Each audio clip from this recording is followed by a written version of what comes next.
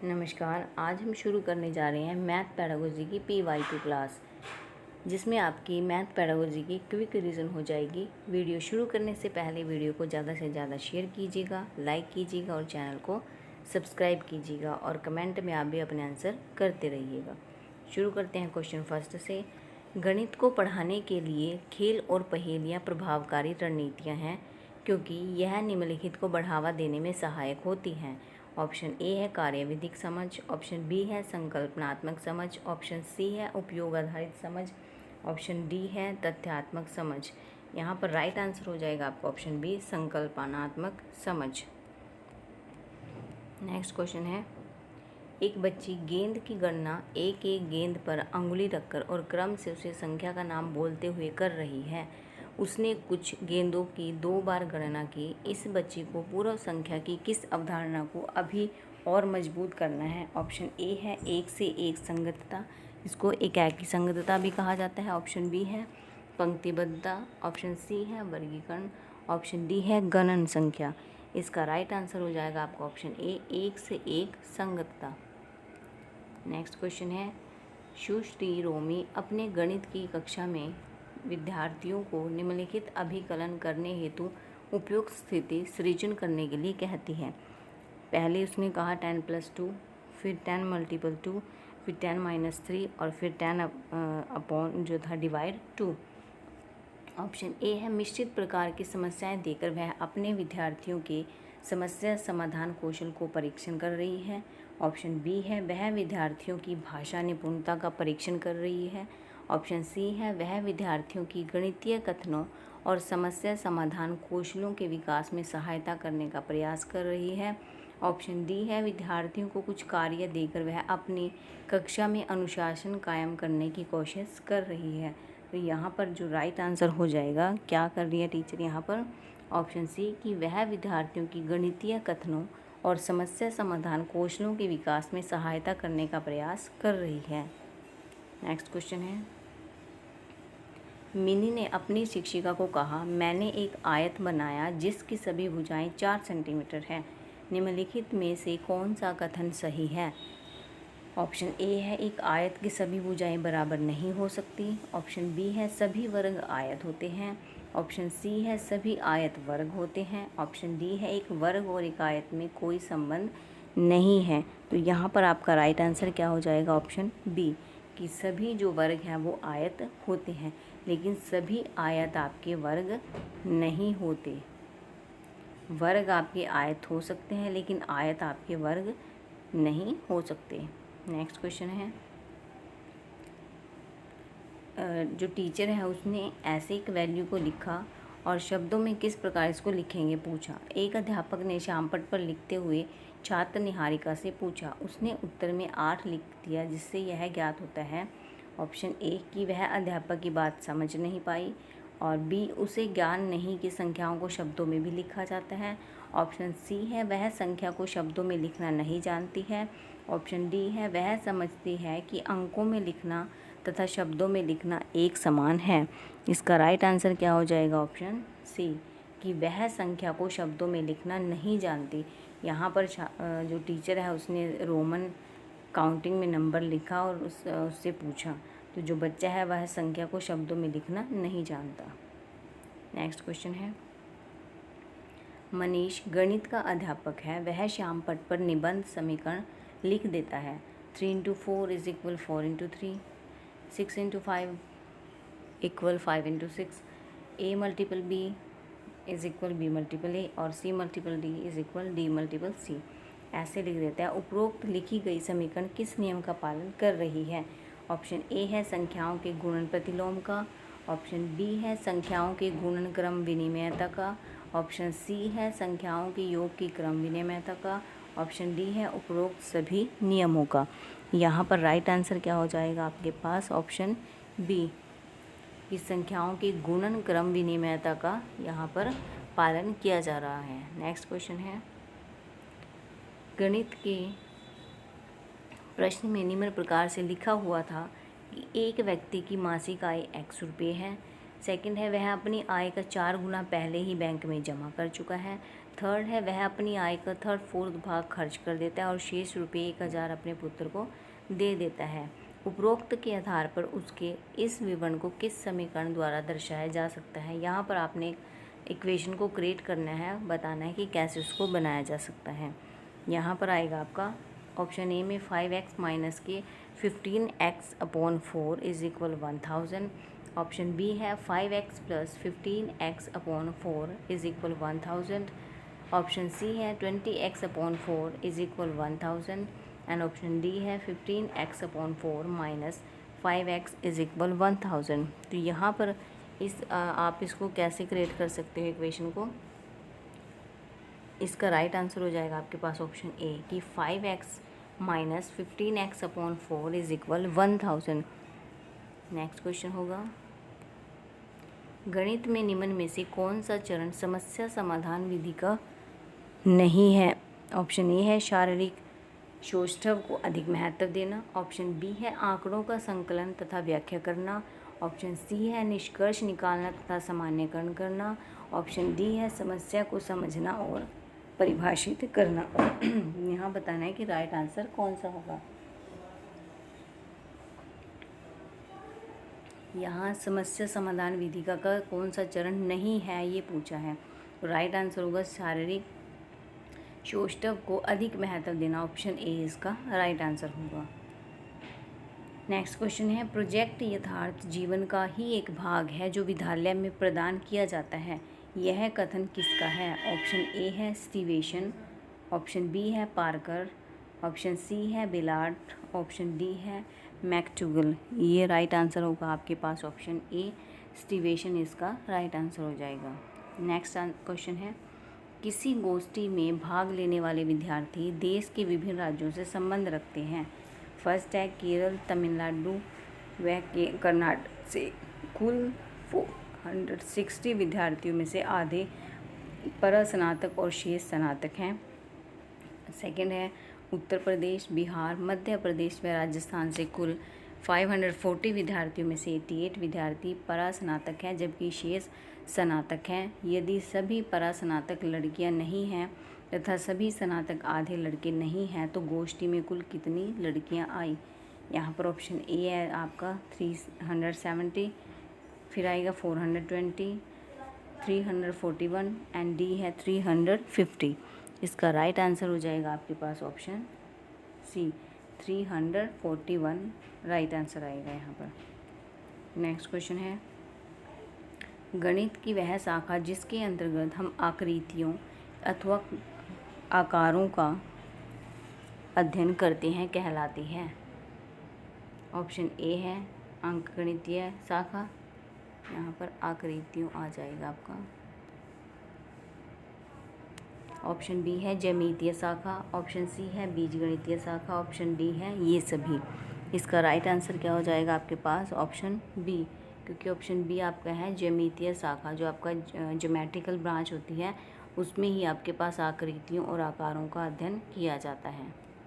Next question है, गणित की वह विधि जिसका मुख्य सिद्धांत जीवन द्वारा सीखना या क्रिया द्वारा सीखना है वह है। ऑप्शन ए है प्रयोगशाला विधि। ऑप्शन बी है निगमन विधि। ऑप्शन सी है विश्लेषण विधि। ऑप्शन डी है आपकी प्रयोजना विधि। इसका राइट आंसर क्या हो जाएगा आपके पास ऑप्शन डी प्रयोजना विधि। नेक्स्ट क्वेश्चन है, मध्यकाल के महान गणितज्ञ ब्रह्मगुप्त के अनुसार कौन सा कथन सही नहीं है। ऑप्शन ए है धन संख्या और ऋण संख्या का गुणनफल ऋण संख्या होता है। ऑप्शन बी है धन संख्या ऋण संख्या से भाग देने पर शेषफल एक धन संख्या होता है। ऑप्शन सी है धन संख्या और धन संख्या का गुणनफल ही धन संख्या होता है। और ऑप्शन डी है इसका कि ऋण संख्या और ऋण संख्या का ही गुणनफल एक धन संख्या होता है। यहाँ पर राइट आंसर आ जाएगा आपके पास ऑप्शन बी, जो आपकी धन संख्या है और ऋण संख्या से भाग देने पर जो शेषफल होगा वो एक धन संख्या होता है। नेक्स्ट क्वेश्चन है, किसके अनुसार संगीत मानव की अवचेतन मन का अंकगणित की संख्याओं से संबंधित एक आधुनिक गुप्त व्यायाम है। ऑप्शन ए है आर्यभट्ट। ऑप्शन बी है नेपोलियन। ऑप्शन सी है लेबिनिज। ऑप्शन डी है ब्रेन। इसका राइट आंसर हो जाएगा आपके पास ऑप्शन सी, लैब्रिनेज है जो इसका राइट आंसर हो जाएगा। नेक्स्ट क्वेश्चन है, एक विद्यार्थी को किसी संख्या में 4/9 से गुणा करने को कहा गया, परंतु उसने 4/9 से भाग कर दिया। उसका उत्तर सही उत्तर से 9 कम था। इससे ज्ञात होता है कि विद्यार्थी के लिए आवश्यक है। ऑप्शन ए है, वह गुणा करना जानता है किंतु उसने भिन्नों का गुणा करना आवश्यक नहीं समझा। ऑप्शन बी है, वह भाग करना जानता है किंतु उसने जानबूझकर ऐसा किया। ऑप्शन सी है, विद्यार्थी के लिए आवश्यक है कि वह अध्यापक की बात ध्यान से सुने। ऑप्शन डी है, उसे भिन्नों की गुणा तथा भाग का अभ्यास करना चाहिए। यहाँ पर राइट आंसर क्या हो जाएगा आपके पास ऑप्शन सी, कि विद्यार्थी के लिए आवश्यक है कि वह अध्यापक की बात ध्यान से सुने। नेक्स्ट क्वेश्चन है, अनीश ने अपने छात्रों को विभिन्न ज्यामितीय आकृतियों को वर्गीकृत करने के लिए एक समूह परियोजना दी है। इस परियोजना में विद्यार्थियों के प्रदर्शन का आकलन करने के लिए निम्नलिखित में से कौन सी आकलन तकनीक सबसे उपयुक्त होगी। ऑप्शन ए है रूब्रिक, ऑप्शन बी है paper pencil test, option C है चेकलिस्ट, ऑप्शन डी है संकल्पना मानचित्र। तो यहाँ पर आपका राइट आंसर क्या हो जाएगा ऑप्शन ए रूब्रिक। इसमें क्या होगा, एक समूह परियोजना जो है इसमें विद्यार्थियों के प्रदर्शन का आकलन अच्छे से किया जाएगा। और जो आपका ज्यामितीय होता है, ये आपका ज्यामितीय विचार किसने दिया, आपका ये सिद्धांत आपका वैन हिले ने दिया। और वैन हिले ने आपके पास कौन कौन से दिए, सबसे पहले उसने विजुअलाइजेशन दिया, फिर एनालिसिस दिया, फिर इनफॉर्मल आया आपका, और फिर आपका फॉर्मल आया। ऐसे करके उन्होंने, और विजुअलाइजेशन में आपका क्या आता है, इसमें आकृतियाँ आपके आकार के आधार पर आती हैं, और जो आपका एनालिसिस होता है इसमें आकृतियों का वर्णन उनके गुणों के आधार पर किया जाता है। और जो आपका इनफॉर्मल होता है, इनफॉर्मल में गुणों के महत्व को पहचानता है और उनके बीच संबंध जो है छात्रों को तार्किक रूप से सहायता करते हैं उनमें संबंध बनाने में, और आकृतियों का क्रम भी बच्चा इसमें लगाता है। फिर आपके पास आ जाता है इसमें फॉर्मल। फॉर्मल में क्या आ जाता है आपके पास, फॉर्मल में होगा आपका कि बच्चा तार्किक जो है वो क्षमता प्राप्त कर लेता है यहाँ पर, और प्रमेयों को क्या करता है, सिद्ध करने लगता है। और फिर 5 जो लेवल होगा आपका रिगर होगा आपका, 5 लेवल थे जो कि आपका फर्स्ट ये 0 था, फिर आपका लेवल 1 है, फिर लेवल 2, फिर लेवल 3 और फिर लेवल 4। ऐसे आपके ये 5 लेवल दिए हुए हैं आपके वैन हिले ने। और रिगर में क्या आता है आपका, विभिन्न जो धारणाएं होती हैं उनकी स्थापना और विश्लेषण बच्चा करने लगता है। यहाँ पर वैन हिले से आपका क्वेश्चन जरूर आता है। नेक्स्ट क्वेश्चन है, अल्पवयस्क छोटे बच्चों के लिए निम्न में से कौन सी प्रक्रियाएं पूर्व संकल्पना का भाग हैं।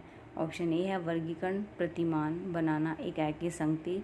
ऑप्शन बी है गणना, पश्च गणना और वर्गीकरण। ऑप्शन सी है संप्लाव, जिसको स्किप गणना कहते हैं, प्रतिमान बनाना और संख्याओं का संरक्षण। ऑप्शन डी है वर्गीकरण, गणना और संख्याओं का क्रम। तो यहाँ पर आपका राइट आंसर क्या हो जाएगा ऑप्शन ए वर्गीकरण, प्रतिमान बनाना और एकाकी संगति। नेक्स्ट क्वेश्चन है, निम्नलिखित में से कौन सा कथन गणित पाठ्यचर्या में शाब्दिक संख्याओं के उद्देश्य का उपयुक्त वर्णन करता है। ऑप्शन ए है इन्हें विद्यार्थियों की भाषा क्षमता को परखने के लिए प्रयोग किया जा सकता है। ऑप्शन बी है यह गणितीय समस्या को हल करने हेतु किसी औपचारिक कलन विधि का परिचय कराने में सहायक होती है। ऑप्शन सी है यह गणित को स्कूल से बाहर के संसार से अधिक जोड़ती है। ऑप्शन डी है यह सभी विद्यार्थियों द्वारा आसानी से हल की जा सकती है। यहाँ पर राइट आंसर क्या होगा आपके पास ऑप्शन सी, कि यह गणित को स्कूल से बाहर के संसार से अधिक जोड़ती है। नेक्स्ट क्वेश्चन है, इस्माइल एक प्राथमिक अध्यापक अपने छात्रों के पूर्व ज्ञान को समझने के लिए सर्वप्रथम सदैव कुछ क्रियाकलाप करते हैं। छात्रों के प्रदर्शन पर वह निश्चित करते हैं कि अगली अवधारणा की ओर बढ़ना है या पिछली अवधारणा को दोहराना है, और उसे समाहित करने के बाद ही अगली अवधारणा की ओर अग्रसर होना है। ऑप्शन ए है शिक्षक होने के नाते इस्माइल एक रैखिक मूल्यांकन के नमूने का पालन कर रहे हैं जिसमें योजना, एक विषय को पढ़ाना और पढ़ाए गए वृत्तांत का मूल्यांकन सम्मिलित है। ऑप्शन बी है अत्यधिक समय नष्ट कर रहे हैं और उन्हें पाठ्य विवरण को पूर्ण करने पर केंद्रित रहना चाहिए। ऑप्शन सी है अध्यापक को एक विषय को पूर्ण करने के पश्चात ही मूल्यांकन करना चाहिए। ऑप्शन डी है एक चक्रीय मूल्यांकन के नमूने का पालन कर रहे हैं जिसमें मूल्यांकन के द्वारा जानकारी एकत्रित कर बच्चों के लिए अधिगम वातावरण को सुधारना सम्मिलित है। यहाँ पर राइट आंसर क्या हो जाएगा आपका इसमें? ऑप्शन डी, एक चक्रीय मूल्यांकन के नमूने का पालन कर रहे हैं जिसमें मूल्यांकन के द्वारा जानकारी एकत्रित कर बच्चों के लिए अधिगम वातावरण को सुधारना सम्मिलित है। नेक्स्ट क्वेश्चन है निम्नलिखित में से कौन सा गणित अधिगम के सही अनुक्रम को प्रदर्शित करता है जैसा कि डेन्स द्वारा किया गया है? ऑप्शन ए है गणितीय अमूर्तीकरण, प्रत्यक्ष ज्ञानात्मक, इसको बोधात्मक परिवर्तित सिद्धांत और आपका रचनात्मक सिद्धांत। फिर ऑप्शन बी है प्रत्यक्षात्मक बोधात्मक परिवर्तित सिद्धांत, गणितीय परिवर्तित सिद्धांत, रचनात्मक सिद्धांत। ऑप्शन सी है गणितीय परिवर्तित सिद्धांत, रचनात्मक सिद्धांत, प्रत्यक्षात्मक बोधात्मक परिवर्तित सिद्धांत। ऑप्शन डी है रचनात्मक सिद्धांत, प्रत्यक्षात्मक बोधात्मक परिवर्तित सिद्धांत और गणितीय परिवर्तित सिद्धांत। तो यहाँ पर आपका राइट आंसर क्या आ जाएगा? ऑप्शन सेकंड, ये ऑप्शन बी आ जाएगा कि पहले आपका बोधात्मक आएगा, फिर आपका गणितीय परिवर्तन आएगा, फिर आपका रचनात्मक सिद्धांत आता है। नेक्स्ट क्वेश्चन है एक गणित का अध्यापक कक्षा में गणित पढ़ा रहा है, उसने निम्न व्यंजन लिखा, 18 और 6 के अंतर को 4 से भाग दिया और छात्रों से कहा कि इस व्यंजक को कोष्ठक के रूप में लिखो। तो छात्रों द्वारा यह व्यंजक कैसे लिखा जाएगा? तो छात्रों ने इसको लिखा option A 18 + 6 divide 4, 18 - 6 divide 4, 18 + 4 divide 6, 6 + 4 divide 18। तो यहाँ पर छात्रों का राइट आंसर क्या हो जाएगा आपका? Option B 18 - 6 divide 4। Next question है एक अध्यापक कक्षा 3 में गणित पढ़ाते समय शामपट पर एक चार्ट इस प्रकार बनाता है, 3 × 4 = 12, 5 × 2 = 10, 3 × 7 = छात्र ने क्वेश्चन मार्क लगा दिया। टीचर ने पूछा है कि इसमें क्या आएगा। अध्यापक ने एक छात्र से कहा कि प्रश्न चिन्ह के स्थान पर क्या संख्या आएगी? तो छात्र कोई उत्तर नहीं दे पाया। जब अध्यापक ने छात्र से कहा कि 7 को 3 से गुणा करो तो छात्र ने सही उत्तर बता दिया। इससे अध्यापक को आवश्यक है कि ऑप्शन ए अध्यापक बच्चों को संख्याओं के विषय में समझाए। ऑप्शन बी है इसी प्रकार के चार्ट बनाकर बच्चों को गुणा तथा भाग की संक्रिया को समझाएं और शामपट पर बच्चों द्वारा अधिक से अधिक प्रश्न हल करवाएं। ऑप्शन बी थर्ड है इसका सी कि बच्चों से कहे कि इस तरह की अन्य चार्ट बनाएं। और ऑप्शन डी है बच्चों से कहे कि घर पर ऐसे विषयों का प्रश्नों का अभ्यास करें। तो इसका राइट आंसर हो जाएगा आपके पास ऑप्शन बी कि इसी प्रकार के चार्ट बनाकर बच्चों को गुणा तथा भाग की संक्रिया को समझाएं और शामपट पर बच्चों द्वारा अधिक से अधिक प्रश्न हल करवाएं। नेक्स्ट क्वेश्चन है एक अध्यापक शामपट पर इस प्रकार समीकरण लिखता है। टीचर ने लिखा है कि 14 + 12 + 9 = 14 + 12 + 9 = 26 + 9 = 35। फिर 9 + 14 + 12 = 9 + 14 + 12 = 23 + 12 = 35। अध्यापक द्वारा इस किस नियम का प्रयोग किया गया है? ऑप्शन ए है गुणन का क्रम विनिमय नियम। ऑप्शन बी है गुणन का सहचर्य नियम। ऑप्शन सी है योग का सहचर्य और क्रम विनिमय नियम। ऑप्शन डी है उपरोक्त सभी। तो यहाँ पर आपका राइट आंसर क्या हो जाएगा कि टीचर ने यहाँ पर कौन सा जो है योग यूज़ किया है यहाँ पर? ऑप्शन सी कि योग का साहचर्य और क्रम विनिमय यहाँ पर टीचर ने यूज़ किया है। ये आपके पास जो है मैथ में एक प्रॉपर्टी होती है जिसमें टीचर क्या करता है अपना इसको यूज़ करता है और बच्चों को बताता है कि आप इनको ऐसे भी, क्योंकि ये आपकी वैकल्पिक विधियाँ होती हैं जिनको बच्चा क्या करता है, देखता है कि टीचर ने इसको कैसे सोल्व किया है, क्या इसका आप दूसरा मेथड भी निकाल सकते हो। इसको आप दूसरे तरीके से भी कर सकते हो, क्योंकि आपकी जो मल्टीपल मेथड होता है आपका, मल्टीपल मेथड में आप मल्टीपल के जैसे यहाँ पर सहचर्या और क्रम विनिमय किया गया, कि अगर प्लस करने के लिए दिया गया तो आप +6 + 4, तो आप इसको 4 × 6 + 4 ऐसे भी आप इसको यहाँ पर लिख सकते हो। ये आपकी वैकल्पिक विधियाँ यहाँ पर हो जाती हैं। और इसमें जैसे एक आपके पास दिया होता है प्लस में ऑगमेंटेशन, और एक दिया होता है आपके पास एग्रीगेशन। तो जो आपका इसमें एग्रीगेशन होता है उसमें आप क्या करते हैं, उसमें आप चीज़ों को प्लस करते हो। जैसे आपके पास दिया कि रिया के पास 5 सेब हैं, उसको 2 सेब और दे दिए गए, तो रिया के पास कुल कितने सेब हो गए। तो यहाँ पर आंसर क्या आ जाएगा, आपका आंसर आएगा 7। और अगर आपसे पूछ लिया जाएगी ऑगमेंटेशन में क्या आएगा, आपका ऑगमेंटेशन में आ जाता है आपके पास कि अगर रिया के पास 1 लीटर दूध है, अगर रिया के पास 1 लीटर दूध है और आप उसमें क्या करते हो, आधा लीटर पानी मिला देते हो, तो रिया के पास कितना दूध हो गया। तो यहाँ पर आप क्या करते हो, चीज़ों को ऑगमेंटेशन उनका कर देते हो। जब आप उनमें चीज़ों में वृद्धि करते हो तब आपका ऑगमेंटेशन वहाँ पर हो जाता है। ये आपकी ऑगमेंटेशन से रिलेटेड कुछ चीज़ें थी और इसमें आपसे पूछ लिया जाता है।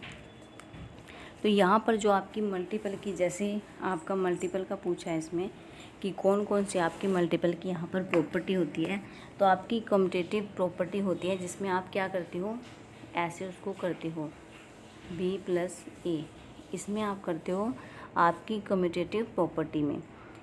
एक होती है आपके पास एडिटिव आइडेंटिटी, इसमें आप क्या करते हो, इसमें आप ऐसे लिखते हो, अपनी जो भी आप क्वेश्चन सोल्व करते हो उसको आप ऐसे लिखते हो, ये आपका एडिटिव आइडेंटिटी होता है। और मल्टीप्लिकेशन क्या होता है, जब आप पॉजिटिव और नेगेटिव मल्टीप्लिकेशन करते हो तब आप उसको कैसे लिखते हो, मल्टीप्लिकेशन को जो आपका पॉजिटिव और नेगेटिव में आता है तब आप उसको करते हो आप यहाँ पे। फिर आपका आएगा multiple is equal -a multiple b equal -a multiple b, आप इसको ऐसे लिखते हो।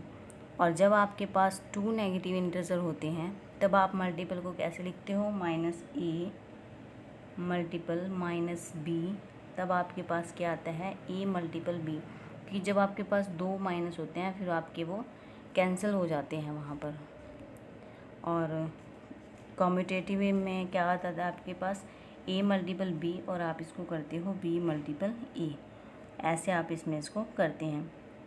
एक आपके पास आती है इसमें एसोसिएटिव, जो आपकी एसोसिएटिव होती है, एसोसिएटिव मल्टीपल होती है, उसमें आप करते हो a multiple b multiple c is equal a multiple b multiple c, ऐसे आप इसको करते हो इसमें।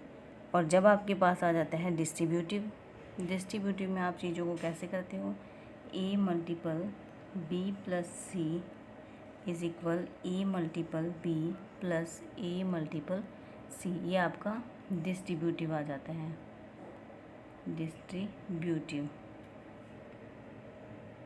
और एसोसिएटिव तो आपका हो गया। इसमें एसोसिएटिव में क्या है, हाँ एसोसिएटिव प्रॉपर्टी आ जाती है आपके पास, अगर तो आप उसमें करोगे a + b + c is equal a + b + c, ऐसे करोगे आप इसमें। नेक्स्ट क्वेश्चन है आपके पास, गणित का एक शिक्षक यह लिखता है कि 20 = 4 × 5, तो शिक्षक बच्चों को बताना चाहता है कि ऑप्शन ए 4 तथा 5 का गुणनफल 20 होता है, ऑप्शन बी 20 को 4 × 5 के रूप में लिख सकते हैं, ऑप्शन सी है 4 और 5 संख्या को 20 के गुणनखंड है, ऑप्शन डी है उपरोक्त सभी। तो यहाँ पर राइट आंसर क्या आएगा आपके पास, ऑप्शन सी कि 4 और 5 जो क्या है आपके 20 गुणनखंड हैं, इसके फैक्टर हैं। नेक्स्ट क्वेश्चन है, अभिक्रमित अनुदेशन एक ऐसी शिक्षण प्रक्रिया है जिसमें बालक के वातावरण को सुव्यवस्थित कर पूर्व निर्धारित व्यवहारों को उसमें विकसित कर लिया जाता है। यह कथन किसका है? ऑप्शन ए है स्मिथ तथा मूरे का, ऑप्शन बी है कोरे, option C Napoleon, option D Aryabhata. इसका राइट आंसर हो जाएगा ऑप्शन बी कोरे। नेक्स्ट क्वेश्चन है, किसी गणित के कार्यों की प्रशंसा करना किस मूल्य से संबंधित है? ऑप्शन ए है बौद्धिक मूल्य, ऑप्शन बी है प्रयोगात्मक मूल्य, ऑप्शन सी है सौंदर्यात्मक मूल्य, ऑप्शन डी है इनमें से कोई नहीं। तो राइट आंसर हो जाएगा ऑप्शन सी सौंदर्यात्मक मूल्य। नेक्स्ट क्वेश्चन है, विद्यालय पाठ्यक्रम में गणित का महत्व है।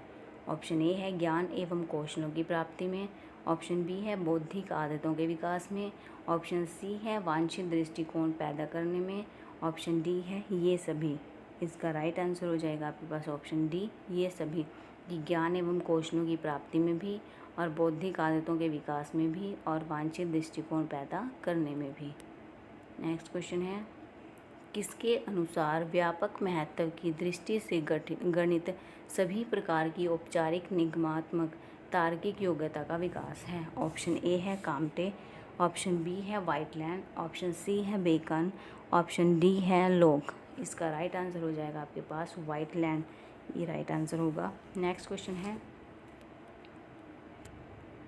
छोटी कक्षाओं में गणित निरस्ता दूर करने के लिए कौन सी शिक्षा विधि उपयुक्त है?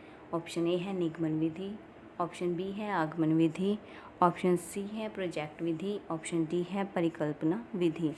इसका राइट आंसर हो जाएगा आपके पास ऑप्शन बी आगमन विधि, क्योंकि ये विधि आपकी बच्चे के एग्जाम्पल टू रूल होती है, इसलिए बच्चे इसमें इंटरेस्ट लेकर चीज़ों को सीखते हैं। और प्राइमरी लेवल पर आपको आगमन विधि ही जो आपकी है ये यूज़ की जानी चाहिए, इंडक्टिव मेथड आपका। नेक्स्ट क्वेश्चन है, राष्ट्रीय पाठ्यचर्या की रूपरेखा 2005 मानती है कि गणित में चिंतन और तर्क का तरीका शामिल होता है। इस दृष्टिकोण को किसके द्वारा प्राप्त किया जा सकता है? ऑप्शन ए है विद्यार्थियों को विशेष कोचिंग देना, ऑप्शन बी है खोजबीन उपागम का प्रयोग करना और हस्तचालकों को जीवन से जोड़ना, विद्यार्थियों को चर्चाओं में शामिल करना, ऑप्शन सी है गणित की सभी पाठ्यपुस्तकों का पुनर्लेखन करना, ऑप्शन डी है विद्यार्थियों को बहुत सारे सवाल का कार्यपत्रक देना। तो इसका राइट आंसर हो जाएगा आपके पास, जो कि वेरी वेरी पॉजिटिव भी है आपका, ऑप्शन बी खोजबीन उपागम का प्रयोग करना, हस्तचालकों को जीवन से जोड़ना, विद्यार्थियों को चर्चाओं में शामिल करना। ये आपका यहाँ पर इसका राइट आंसर हो जाएगा। जो आपका यहाँ पर दिया गया है एनसीएफ आपका यहाँ पर क्या क्या बताता है? एनसीएफ ने जो है संख्या अनुक्रम की भूमिका जो है सीखने के बजाय बच्चों को शब्दों के खेल और गिनती के बीच के संबंध को छोटे छोटे समुच्चयों के संदर्भ में समझाने के लिए यहाँ पर कहा गया है कि बच्चों को छोटे छोटे समुच्चयों में इन चीज़ों को करवाया जाना चाहिए। और यहाँ पर जो है बच्चों का इस स्तर पर सीखने से क्या होगा कि छात्र उसको स्थानिक तर्क को समृद्ध करने का अवसर भी मिलता है, क्योंकि बच्चे जब चीज़ों को कॉन्क्रीट वे में देखते हैं तो देखकर वो चीज़ों को आसानी से सीखते हैं और उनमें इंटरेस्ट लेते हैं, रुचि भी अपनी लेते हैं। जो छात्रों का गणितीय संकेतन है उससे उनको परिचित कराया जाता है और इसका उपयोग समस्याओं को हल करने में किया जाता है। और जो अंतरिक्ष और आकृतियों के व्यवस्थित अध्ययन और उनके समेकन के लिए भी जो सामान्यीकरण मापन है उसमें भी इसका उपयोग किया जाता है। ये आपके जो पॉइंट्स हैं ये एनसीएफ द्वारा इसमें कहे गए हैं, जिसमें बच्चा क्या करता है, जो शिक्षक है वो बच्चे को क्या करेगा, वो इस विश्वास के साथ शामिल करता है कि हर कोई बच्चा जो है वो गणित को सीख सकता है। ये नहीं कि बच्चों में गणित का जो है वो डर उत्पन्न करे, ऐसा नहीं करना है। तो वीडियो आपको कैसी लगी कमेंट में ज़रूर बताइएगा। वीडियो को ज़्यादा से ज़्यादा शेयर कीजिएगा, लाइक कीजिएगा और चैनल को सब्सक्राइब कीजिएगा।